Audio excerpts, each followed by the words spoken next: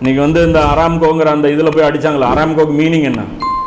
Arabia, ARA, ஏஎம்ங்கிறது என்ன? America. Arabian American கம்பெனிங்கிறது பேர் தான் அராம்கோ.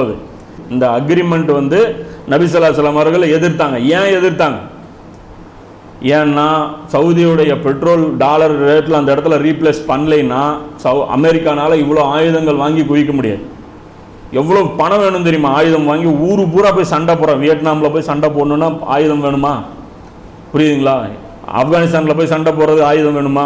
ஈராக்கில் போய் சண்டை போடுறதுக்கு ஆயுதம் வேணுமா? ஒரு நாள் போருடைய செலவு எவ்வளோ தெரியுங்களா? டெய்லி 1000 கோடி 500 கோடி செலவாகும்.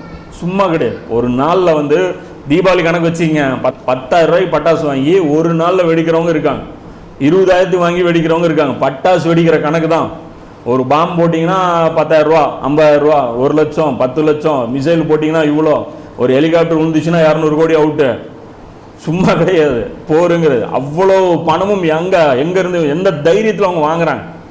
என்ன பண்ணாலும் அமெரிக்கா வந்து அவங்களுடைய விலைவாசி டவுன் ஆகாதுன்னு ஏன் நிற்கிறாங்க? வேற எந்த நாட்டினாலையும் அந்த போர் ஏன் தம் கட்ட முடியல? ஏன்னா இவங்ககிட்ட இருக்கிற ஃபண்டு வேற எவங்ககிட்டயுமே இல்லை. இவங்ககிட்ட இருக்கிற ஃபண்டுக்கு யார் பேக் போனு? யார் பேக் போன்னா நம்ம வீட்டு எண்ணெய், நம்முடைய கருப்பு நம்முடைய தங்கமலை எடுத்து நமக்கு எதிராகவே பயன்படுத்துறதுக்கு நாம் என்ன பண்ணோம்? அந்த இது வந்து பண்ணிட்டோம்.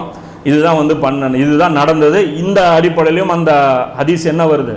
அந்த இடத்துல தங்கம் எடுக்காதீங்க அப்படின்னா தங்கமாக மாறுற அந்த அக்ரிமெண்ட்ல சைன் பண்ணாதீங்க, டாலரோட மாறுற அக்ரிமெண்ட்ல நீங்க சைன் பண்ணாதீங்கிறதும் ஒரு பொருத்தமா வந்து வருது. இது யார் போட்டாங்கன்னா இந்த இடத்துல அதையும் கூடுதலாக சொல்லிடணும். ஏன்னா அந்த அக்ரிமெண்ட் போட்ட மன்னர் வந்து நல்லவர். யார்? ஷா ஃபைசலுங்கிற ஒரு மன்னர் தான் போட்டாரு. சவுதி வரலாற்றிலேயே நல்ல ஒரு மன்னர், மனசாட்சி உள்ள ஒரு மன்னர், மார்க்க அடிப்படையில் இருந்த மன்னர்னு எடுத்தீங்கன்னா இவர் தான். ஆனால் இவர் என்ன பண்ணார் அப்படின்னா தெரியாமல் போட்டார்.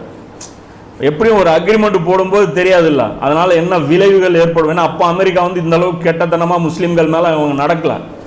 அப்போ ஒரு பக்கத்தில் ஏதோ ஒரு புதுசாக ஒரு அக்ரிமெண்ட்டுங்கிற அந்த அடிப்படையில் அவங்களுக்கு அதாவது சூழ்நிலை இவங்களே உருவாக்குவாங்க. இஸ்ரேல் மூலமாக சில குடைச்சல் இவங்க கொடுத்து சவுதி இதெல்லாம் வந்து ஒரு மிகப்பெரிய ஒரு செலவில் தள்ளினாங்க. அந்த காலகட்டத்தில் ஒரு போர் நடந்துச்சு. அந்த போர்லாம் நடக்கும் அப்புறம் அந்த சுச்சுவேஷனில் தான் பொருளாதார நெருக்கடிக்கு வந்து சவுதி கவர்மெண்ட் வந்தது. வேற வழி இல்லாமல் இந்த அக்ரிமெண்ட் வந்து அவங்க போட்டாங்க. ஷா ஃபைசல் பொறுத்த வரைக்கும் அவர் வந்து பார்த்தீங்கன்னா இஸ்லாமிய கூட்டமைப்பு ஏற்படுத்துறதுக்கு மிகப்பெரிய முயற்சிகளை எடுத்த ஒரு மன்னர். அதே மாதிரி அவர் என்ன சொன்னார்னா, அவர் சொன்ன வார்த்தைகள்லாம் பார்த்தீங்கன்னா மொழி உணர்வு, இன உணர்வு, இந்த சோஷலிசம் இதையெல்லாம் விட்டுட்டு இஸ்லாத்தின்